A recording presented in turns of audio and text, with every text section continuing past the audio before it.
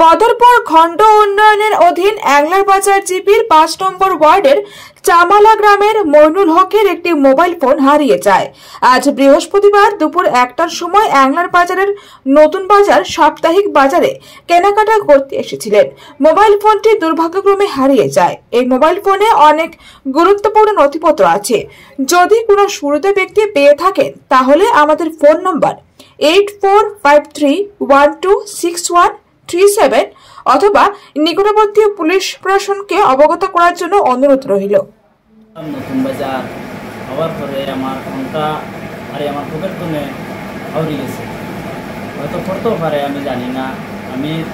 আমরা ইংলা বাজার হওয়ার পরে আমি যখন আধা ঘন্টা পরে দেখছি আমার পকেটে ফোনটা নাই, তখন আমি নেওয়ার পরে আমি ফোন মারছি, ২-৩বার ফোন গেছে মোবাইলে। যাওয়ার পরে আরও মানুষের ফোন মারছি, ফোন কত সময় যাওয়ার পরে আর ফোন গেছে না, ফোনটা সুইচ অফ হয়ে গেছে। আমি মোবাইলটা না পাওয়ার কারণে এংলা বাজার ২-১জনকে কইছি, আমি না পাওয়ার কারণে আমি তাড়াতাড়ি আমি গর্তনে গিয়া বাইক নিয়ে আমি গেছি বদরপুর থানার গিয়া আমি এফআইআর দিয়া ইজার করাইছি যে আমার মোবাইলটা পাইবার লাগে।